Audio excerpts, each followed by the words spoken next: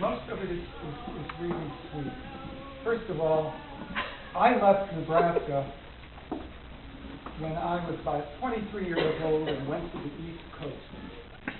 And I only saw my parents once or twice a year after that. Long distance was very expensive, and you had to call often person to person or call collect. So Nebraska was farther than Israel, where I will be able to just dial 301-468-5755,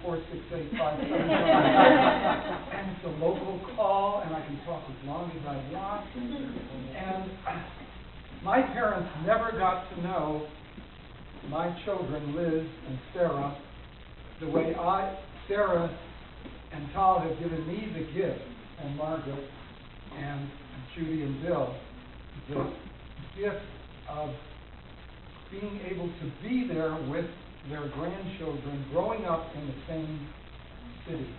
I don't know what each of your situations is, but it's really, you don't think of it when you're younger, but when you're older and you have grandchildren, the ability to get to know them in carpooling to day camp or to a doctor's visit, there's no way of substituting for that, not only in terms of what we learned from them, but they're now going back knowing us, and knowing who we are in a different way, in a way that I never knew mine. I only knew one grandparent who died when I was 12. So it's been a wonderful gift they've given us. 9 years. They only came for 3, and 3 would have been a gift. But then to be here for 9, I can't tell you how enriched that has made us. And after 46 or 7 years of having to prepare Passover, next year we won't have to go there. And not only that, the reasons they are going back are so in tune with what I feel I would have hoped to do for myself if things had been different. Yesterday, I don't know, maybe Sharon was just services, and the rabbi was saying that Moses was not allowed to go into the promised land. And the rabbis argue about why. And our rabbi said that the reason that he felt was most meaningful, and certainly meaningful in the case of Sarah and Tal, is that Moses was a prophet. He was a miracle worker. He caused miracles to happen. But that going into the land, it wasn't going to be saved and built up by miracles. It was going to be built up by the day-to-day efforts of good people.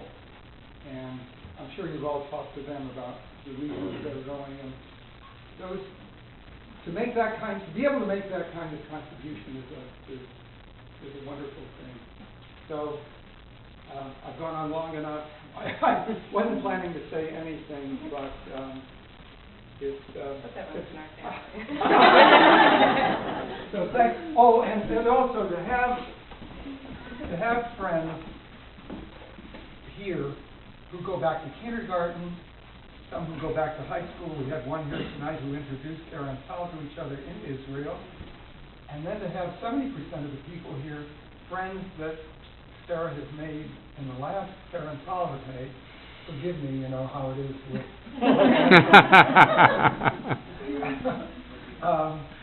have made in the last few years. And if you look around, it is a great group. I mean, you're all a super group, and we've been privileged to be able to get to know you all. And now that she's gone back, and I mean, I don't know what we'll do with ourselves. Think of us. Lots of strangers. Carpool to the doctor will. We could do more. Ready, Grandpa. Okay, ready, Grandpa.